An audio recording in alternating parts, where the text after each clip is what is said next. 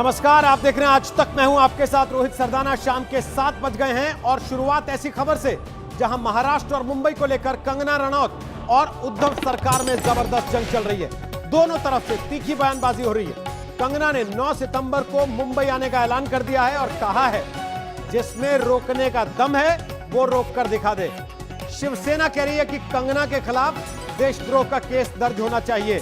कंगना रनौत ने मुंबई की तुलना पीओके से कर डाली थी जब उद्धव सरकार के नेता संजय राउत ने उनको सलाह दी थी कि अगर वो नहीं चाहती तो मुंबई ना आए।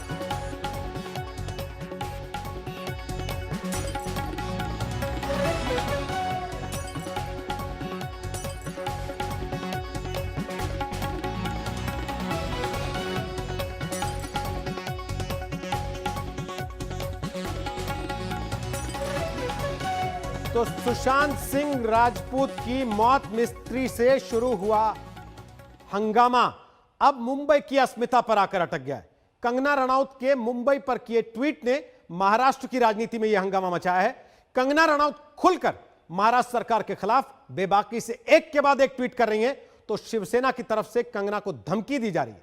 यूं समझिए कि महाराष्ट्र सरकार और कंगना रनौत के बीच अब ठन चुकी है।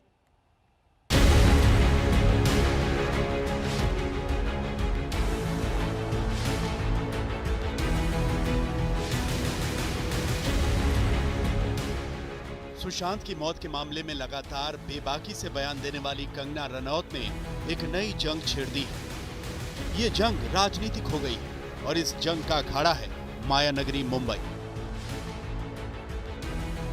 कंगना ने अपने ट्वीट में पूछा था कि मुंबई क्या पीओके है जो किसी के आने पर पाबंदी हो, मगर कंगना के सवाल पर शिवसेना तिलमिला गई। शिवसेना की तरफ से भी पलटवार किया गया, मगर कंगना नहीं रुकी। कंगना ने नया ट्वीट किया। मैं देख रही हूँ कि बहुत सारे लोग मुझे धमकी दे रहे हैं कि दोबारा मुंबई ना आऊं, इसलिए मैंने फैसला किया है कि 9 सितंबर को मुंबई आऊं। जब मैं मुंबई एयरपोर्ट पर उतरूंगी तो समय बता दूंगी। किसी के बाप में हिम्मत है तो रोक ले। कंगना ने ट्वीट करके सीधे सीधे शिवसेना को ललकारा तो संजय राउत ने पलटवार किया। मुंबई ये मराठी मानुष के बाप की ही है। जिनको ये मंजूर नहीं वो बताएं उनका बाप कौन है। शिवसेना ऐसे महाराष्ट्र के दुश्मनों को खत्म किए बिना नहीं रुकेगी, वादा। पुलिस के बारे में इस प्रकार की भाषा का इस्तेमाल करते हो, क्या ये एक महिला को शोभा देता है? जो पढ़ी लिखी महिला है उनको शोभा देता है? अगर हमने ये कहा तो बोलते हमको धमकी दी। ये मेंटल केस है। शिवसेना के विधायक ने तो सीधे सीधे कंगना पर हमला करने की धमकी तक दे दी। भविष्य में अगर आप तभी मुंबई में वापस अगर आओगी और हमारी महिला आघाड़ी के माध्यम से अगर कुछ हो गया तो उसकी जिम्मेदारी लेने में भी हमें कुछ गलत नहीं लगेगा। हम यही कहना चाहते हैं राज्य के गृह मंत्री को कि कंगना रनौत ने बहुत ही गंदी तरह से कि मुंबई की अवहेलना की है। कंगना का बयान महाराष्ट्र के गृह मंत्री को भी चुभा। पूरा महाराष्ट्र, पूरी मुंबई, जहाँ तक लॉ एंड ऑर्डर का सवाल है, पुलिस के हाथ में सुरक्षित है। और जिनको इस प्रकार का बयान जिन्होंने दिया और वो समझते हैं कि मुंबई में उनका रहना सुरक्षित नहीं है या महाराष्ट्र में उनका रहना सुरक्षित नहीं है, तो उनको मुंबई या महाराष्ट्र में रहने का अधिकार नहीं। मगर गृह मंत्री के बयान पर चुप रहने के बजाय कंगना ने पलटवार किया।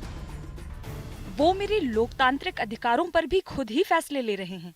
पीओके से एक ही दिन में तालिबान हो गए। कंगना के बयान पर महाराष्ट्र नवनिर्माण सेना का भी गुस्सा फूटा। ये एक विकृति है, ये एक बीमारी है उनको। कंगना रनौत जी, जो आपको चाहिए, आपको रोकने के लिए, आपको मुंबई में अगर महाराष्ट्र के मन से के अगर लोग चाहेंगे, अगर उन्होंने सोचा तो आपको मुंबई में एक कदम रखने को देंगे नहीं। कांग्रेस ने तो सीधे सीधे आरोप लगा दिया कि कंगना जो कुछ भी बोल रही हैं वो बीजेपी की शह पर बोल रही हैं। कंगना टीम ये कुछ और नहीं तो कंगना प्लस ये भारतीय जनता पार्टी के आईटी सेल है। पर्दे के पीछे भारतीय जनता पार्टी ही काम कर रही है, इसमें कोई दो राय नहीं। जिस तरह के बयान कंगना रनौत दे रही है, निश्चित तौर पर भारतीय जनता पार्टी के मुंह से ये बयान आ रहे हैं। हालांकि बीजेपी ने इस पूरे मामले से खुद को दूर रखने का ऐलान किया है। सुशांत केस से हटकर ये एक नई जंग है। ये जंग कब खत्म होगी कहना मुश्किल है। सौरभ अख्तानिया और पंकज उपाध्याय के साथ साहिल जोशी, मुंबई आज तक। लेकिन एक ट्वीट, 2 ट्वीट, 3 ट्वीट, इसके बाद भी मामला खत्म नहीं हुआ। कंगना रनौत ने सीरीज ऑफ ट्वीट्स की उसके बाद, जिसमें कंगना खुलकर बरसी है महाराष्ट्र की सरकार पर और उन सारे लोगों पर जो कंगना के पक्ष में नहीं बोल रहे हैं। उन्होंने लिखा, किसी के बाप का महाराष्ट्र नहीं है, महाराष्ट्र उसी का है जिसने मराठी गौरव को प्रतिष्ठित किया, और मैं डंके की चोट पर कहती हूं कि हां मैं मराठा हूं, उखाड़ो मेरा क्या उखाड़ लोगे।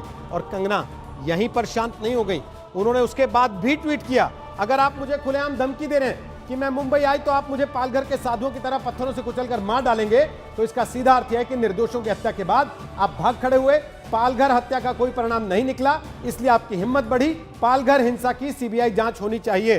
पालघर के मामले को भी कंगना ने इसी में जोड़ दिया, क्योंकि पहले भी इस पर सीबीआई जांच की मांग होती रही। सुशांत और साधु की हत्या के बाद प्रशासन के खिलाफ मेरी राय से नाराज होकर मेरे पोस्टर्स को चप्पल से पीटा जा रहा है। ऐसा लगता है कि मुंबई खून से लथपथ है, यह भी कंगना रनौत ने लिख दिया, और मामला यहीं खत्म नहीं हुआ।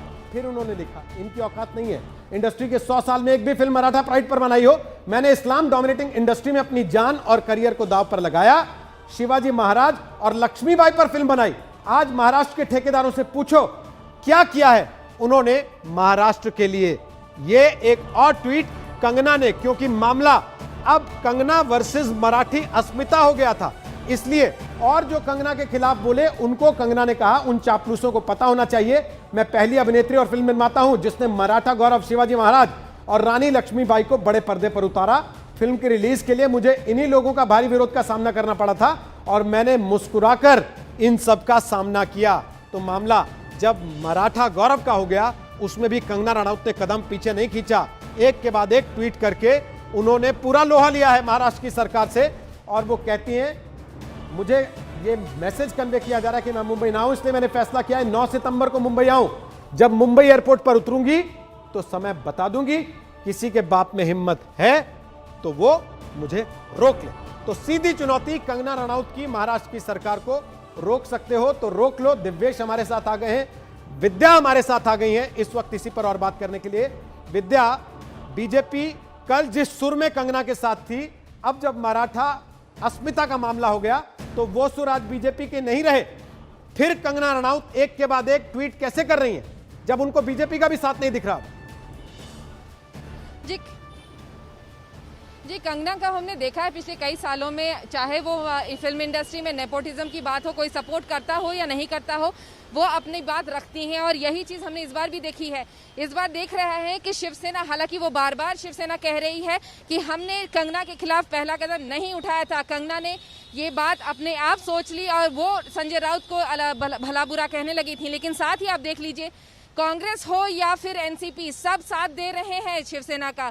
इसके अलावा अब तो बीजेपी भी अपने नेता राम कदम को अकेला छोड़कर बात कर रहे हैं कंगना रनौत के खिलाफ। लेकिन फिर भी कंगना का यही कहना है कि 9 तारीख को देखना होगा कि आखिर वो जब आती हैं तो कोई हंगामा होता है कि नहीं। लेकिन हमने देखा है कि मुंबई में आज कई जगहों पर कंगना रनौत की एफिजी को जलाया गया, काफ़ी जगहों पर प्रोटेस्ट किया गया, और सारा प्रोटेस्ट शिवसेना की तरफ से हुआ था आज। वापस आते हैं आपके पास विद्या। दिव्येश आपके पास भी आएंगे बात करने के लिए, और 3 तस्वीरें हम आपको दिखा रहे हैं जिसमें आज महाराष्ट्र को लेकर शिवसेना और कंगना का मूड आपको दिखाई देगा। कंगना के बयान पर न सिर्फ शिवसेना आग बबूला है, बल्कि महिला विंग भी कंगना के खिलाफ प्रदर्शन करने सड़कों पर उतर आया। मेंटल शब्द का इस्तेमाल किया संजय राउत ने, और उसके बाद मराठी मानुस के बाप का है महाराष्ट्र, यह कहते हुए संजय राउत ने ट्वीट भी कर दिया। लेकिन कंगना ने 2 टूक चुनौती दी कि रोक सको तो रोक लो, 9 सितंबर को मुंबई आऊंगी और समय भी बता दूंगी।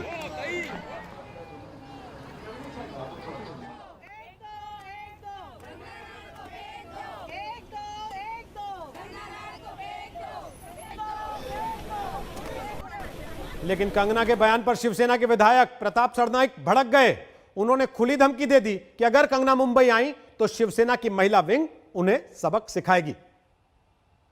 कि देखिए, शिवसेना की स्टाइल, हमारी महिला आघाड़ी बहुत सक्षम है, और हमारी मुंबई यानी हमारी माता के बारे में अगर कोई कंगना हो या दूसरे कोई भी हो, मुंबई के बारे में अगर कोई अपशब्द बोलेगा तो हम उसको छोड़ेंगे नहीं। इतना ध्यान रखना चाहिए कि आप किसी भी महिला या किसी भी इंसान को आप ऐसे थ्रेटन नहीं कर सकते। मुंबई किसी की पर्सनल प्रॉपर्टी नहीं है। ये देश एक है, कोई भी देशवासी किसी भी स्टेट में जा सकता है और आप थ्रेटन किसी को नहीं कर सकते। ये इमीडिएटली अरेस्ट होना चाहिए उनका। जो भी शिवसेना के नेता कंगना को या किसी भी महिला को इस प्रकार थ्रेटन करेंगे तो एनसीडब्ल्यू उनके साथ खड़ी है। लेकिन मुंबई पर कंगना रनौत के इस बयान ने फिल्मी दुनिया में हलचल मचा दी है। कंगना का नाम लिए बगैर कई फिल्मी सितारों ने पलटवार किया है।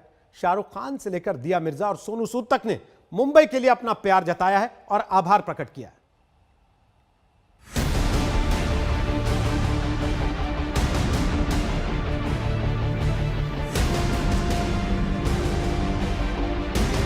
कंगना रनौत ने माया नगरी मुंबई को लेकर ट्वीट किए तो हंगामा मच गया। फिल्मी दुनिया के बड़े बड़े सितारे कंगना का बगैर नाम लिए मुंबई के समर्थन में उतर आए।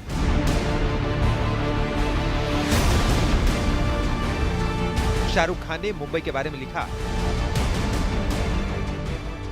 समर्थन और प्यार देने के लिए आप सबका धन्यवाद। स्वस्थ रहिए, प्रसन्न और एकजुट रहिए।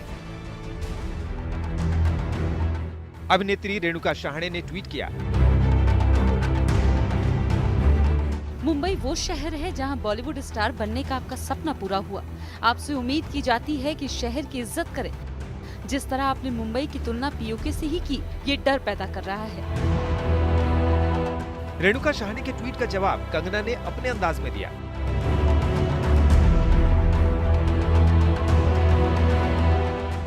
कब से एक सरकार के खराब प्रशासन की निंदा करना उस जगह की निंदा करना है।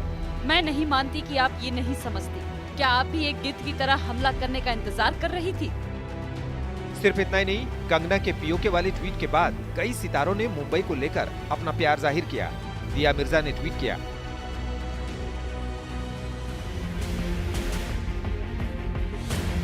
मुंबई मेरी जान, पिछले 20 साल से मैं यहाँ खुलकर रही और काम किया।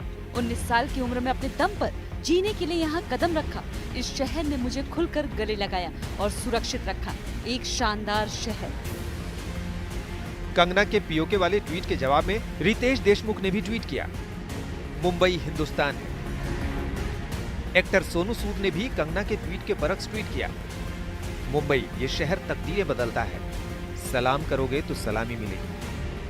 मतलब यह कि कंगना के ट्वीट ने बॉलीवुड को दो हिस्सों में बांट दिया। अब फिल्मी दुनिया दो धड़ों में बटी है और हंगामा बरपा है। आज तक में। और इस वक्त की एक और बड़ी खबर आपको दे दें। ड्रग्स मामले में मिरांडा और शौविक यानी कि रिया के भाई से पूछताछ लगातार जारी है। करीब 8 घंटे से दोनों से सवाल जवाब किए जा रहे हैं। ये पूछताछ सुबह 11 बजे से शुरू हुई थी। सूत्रों के मुताबिक दोनों ने ड्रग्स लेने की बात कबूल ली है। रिया चक्रवर्ती के भाई शौविक चक्रवर्ती से पूछताछ चल रही है और 8 घंटे हो गए हैं इस पूछताछ को चलते हुए। और जो संकेत आ रहे हैं उसके मुताबिक शौविक ने ड्रग्स खरीदने की बात कबूल ली है। दोनों शौविक और मिरांडा ड्रग्स के लेन देन में शामिल थे, लिप्त थे उसमें। इस बात के संकेत अब तक की पूछताछ से निकलकर आ रहे हैं। आपको बता दें कि इस वक्त मेरे सहयोगी दिव्येश हमारे साथ मुंबई से लाइव आ गए हैं। हम सीधे दिव्येश के पास चल सकते हैं और जानकारी के लिए। दिव्येश बताइए, क्या अपडेट आपके पास है इनसे जो पूछताछ चल रही है उसको लेकर? जी रोहित, आपको बता दें कि सवेरे 11 बजे के करीब सैमुअल मिरांडा और शौविक चक्रवर्ती को एनसीबी के अफसर पहले उनके घर पर अर्ली मॉर्निंग रेड की गई, वहां पर सर्चेस की गई। करीब 6:45 बजे से ये सर्चेस दोनों ही जगह पर शुरू की गई। उसके बाद दोनों ही लोगों को, सैमुअल मिरांडा और शौविक को, एनसीबी के अफसर अपने दफ्तर ले आए, जहां पर उनसे लगातार पूछताछ की जा रही है। इसमें वरिष्ठ अफसर समीर वानखेड़े, जो कि ज्वाइंट डायरेक्टर हैं, जोनल डायरेक्टर हैं नारकोटिक्स कंट्रोल ब्यूरो के, जिनके सुपरविजन में डेप्यूटी डायरेक्टर केपीएस मल्होत्रा, वो और उनकी 8 मेंबर की टीम ये लगातार पूछताछ कर रही है। दोनों को अलग बिठाकर पूछताछ की जा रही है। दोनों से ये जानने की कोशिश की जा रही है कि चैट मैसेजेस जो मिले थे, जो एनफोर्समेंट डायरेक्टरेट ईडी ने ढूंढे थे, उसमें जो सामने आया था कि किस तरीके से सैमुअल मिरांडा को ड्रग्स लेने के लिए शौविक बता रहे हैं और सैमुअल मिरांडा को वो शेयर भी करते हैं कि इस पर्टिकुलर पेडलर से बात करिए, इनसे आप ड्रग्स लेकर आना है। और जैद और बसीत परिहार ये जो दो लोग हैं जिन्हें एनसीबी ने अरेस्ट कर लिया है, इन दोनों ने भी अपने बयान में ये कहा है कि शोविक उनके टच में था। वो एक फुटबॉल क्लब बांद्रा में उन्हें मिला था और उसी के तहत वो सैमुअल मिरांडा को जानते थे और सैमुअल मिरांडा उनसे ड्रग्स प्रोक्योर करते थे। अब खास बात यह है, इसमें ये पता लगाने की कोशिश एनसीबी कर रही है कि क्या शोविक या सैमुअल दोनों में से किसी ने भी इन ड्रग्स को आगे किसी को बेचा है या इसे पर्सनल कंजम्पशन के लिए इस्तेमाल किया है।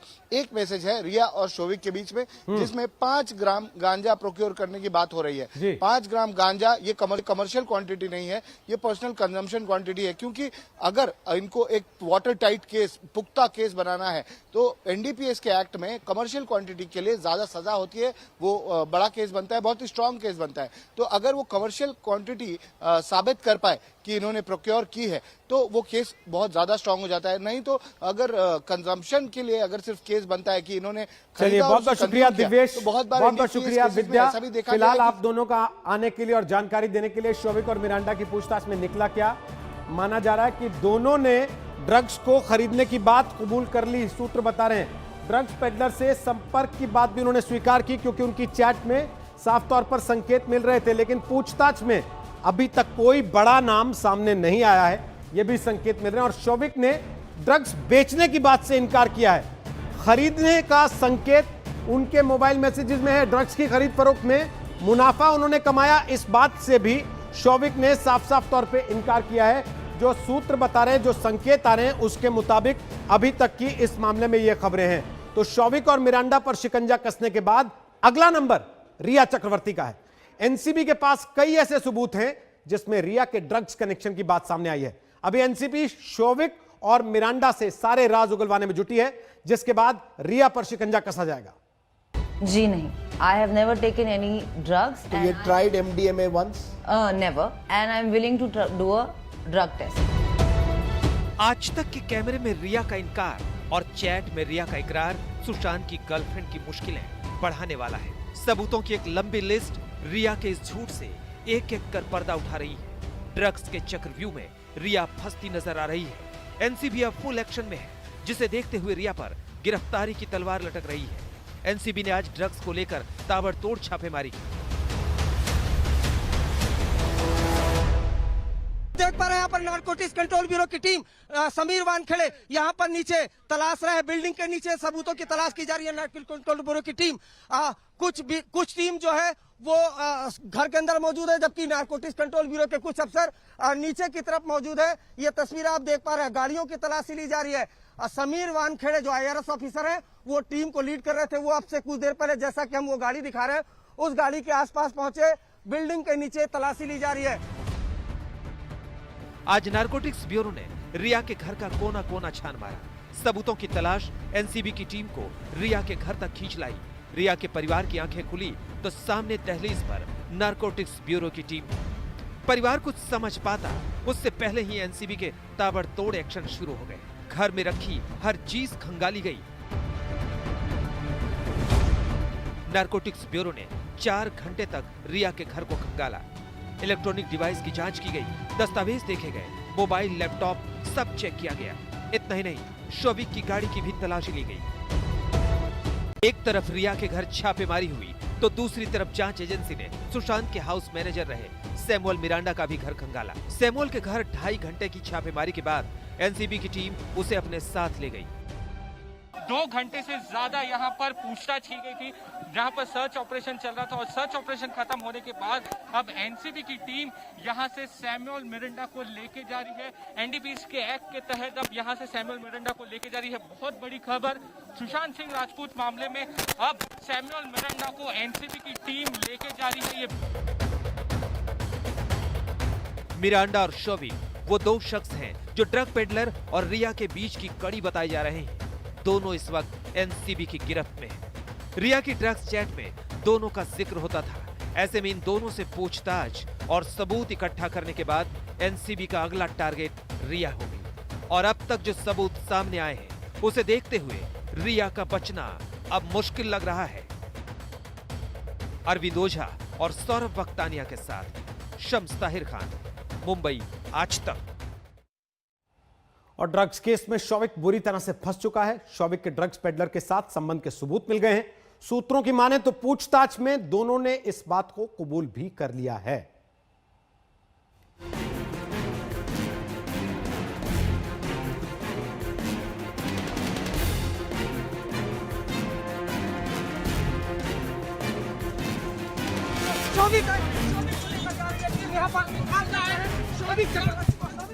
ये हिंदुस्तान की सबसे तेज तर्रार एजेंसियों में से एक एनसीबी का अंदाज है। पहले बाकी एजेंसियों को इत्मीनान से पूछताछ का मौका दिया, सबूत इकट्ठा किए और फिर सुबह सुबह ताबड़तोड़ छापे मारी। इससे पहले किसी को कुछ समझ आए, पूरा घर खंगाल डाला और फिर आरोपी शौविक को उठाकर ले गए।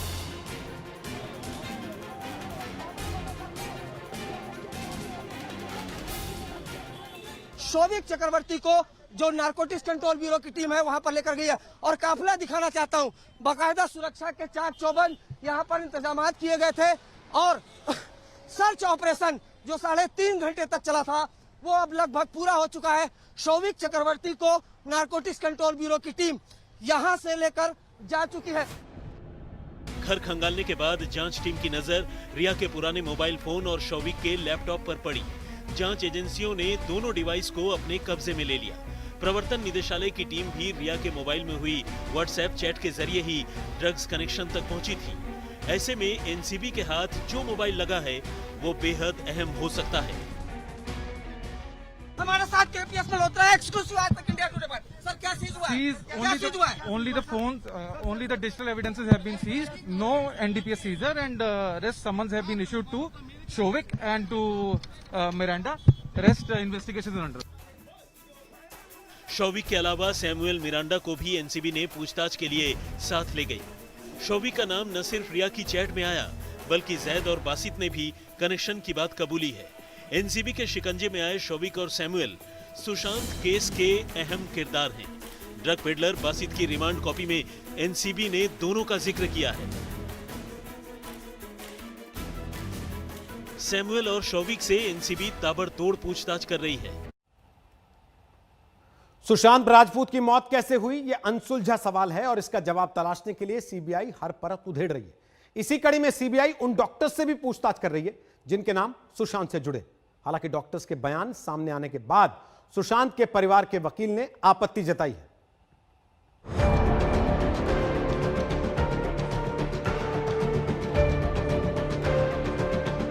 सुशांत की मौत की मिस्ट्री सुलझाने में उनकी बीमारी और डॉक्टरों का भी अहम रोल हो सकता है।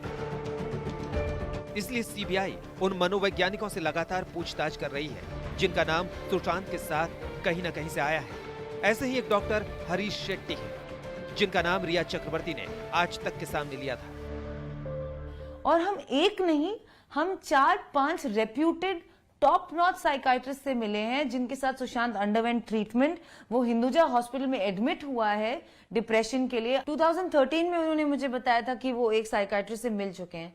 उसके बीच में मुझे नहीं पता कि वो किन किन से मिले होंगे या नहीं मिले होंगे। सीबीआई ने हरीश शेट्टी को पूछताछ के लिए बुलाया। खबर है कि हरीश शेट्टी ने सीबीआई को बताया कि 2013 में सुशांत मेरे पास आए थे, मगर मैंने उन्हें किसी तरह की कोई दवाई नहीं लिखी। उन्होंने दोबारा मेरे पास आने की बात कही थी मगर वो दोबारा नहीं आए। अब सवाल ये है कि सुशांत अगर बीमार नहीं थे तो वो हरीश शेट्टी के पास क्यों गए थे? सुशांत की बीमारी को लेकर सीबीआई ने सुशांत के डॉक्टर सुजैन वॉकर से भी पूछताछ की थी। सुजैन वॉकर ने बताया, मेरे ख्याल से सुशांत को बाइपोलर डिसऑर्डर था। उसने इस बारे में बहुत कुछ पढ़ा था। मैंने उसे कई बार कहा था कि वो ठीक हो जाएगा, लेकिन उसे लगता था कि ये सच नहीं है। उसे लगता था कि वो कभी भी इस दिक्कत से उबर नहीं सकेगा। कुल मिलाकर मुझे लगता है कि इस दिक्कत की वजह से परिवार और बाकी सदस्य परेशान नहीं होते रहे, इसलिए उसने खुद ही अपनी जान लेने का फैसला किया होगा। सुशांत की बीमारी से जुड़े डॉक्टरों के बयान आए तो सुशांत के पिता के वकील विकास सिंह भड़क गए। उनका मानना है कि डॉक्टरों को इस तरह से बयान नहीं देने चाहिए। ये जो साइकेट्रिस्ट जो आजकल टीवी चैनल में आके बोल रहे हैं ये बहुत गलत है, क्योंकि एक तरह का एक क्लाइंट का कॉन्फिडेंशियलिटी होता है और मेरे हिसाब से ये इन्वेस्टिगेशन पे हस्तक्षेप कर रहा है। इसलिए इस तरह के मामलों को हम लोग टीवी पे डिस्कस ना करें तो अच्छा है। ये जो सीबीआई अपनी इन्वेस्टिगेशन करेगी और इन साइकेट्रिस्ट का अगर कुछ निकलता है कि उन्होंने प्रिस्क्रिप्शन सही तरीके से लिखा कि नहीं लिखा, क्या बीमारी कर रहे थे नहीं कर रहे थे, और किस किस को मालूम था इस बीमारी के बारे में, ये सारी बातें इन्वेस्टिगेशन की हैं। इनमें मेरा अभी इस समय इस स्टेज पे कमेंट करना ठीक नहीं है। विकास सिंह की माने तो सुशांत को 2019 से पहले कभी कोई बीमारी नहीं थी। रिया चक्रवर्ती से मिलने के बाद सुशांत बीमार हुए। देखिए, इलनेस की जो बात है वो अगर मान लीजिए कोई स्ट्रेन इंसिडेंट कभी किसी को होता है तो उसका इलनेस नहीं कहलाएगा।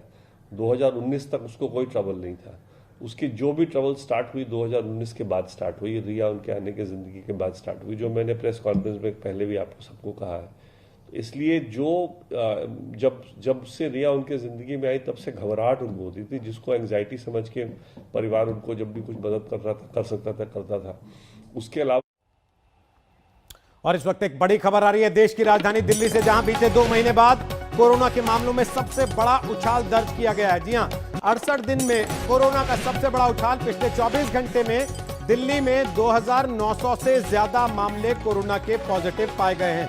2914 नए कोरोना केस आए हैं और एक बार फिर कोरोना की रफ्तार को बढ़ते हुए देखकर दिल्ली सरकार ने यह तय किया है कि अभी दिल्ली के सभी स्कूल 30 सितंबर तक बंद रखे जाएं। किसी भी काम से छात्रों को स्कूल न बुलाया जाए, केवल ऑनलाइन पढ़ाई जारी रखी जाए। दिल्ली सरकार ने यह फैसला लिया है। पिछले 68 दिन में दिल्ली में कोरोना के मामलों में सबसे बड़ा उछाल पिछले 24 घंटे में आया है। 2900 से ज्यादा केस देश की राजधानी दिल्ली में कोरोना के पिछले 24 घंटे में आए हैं।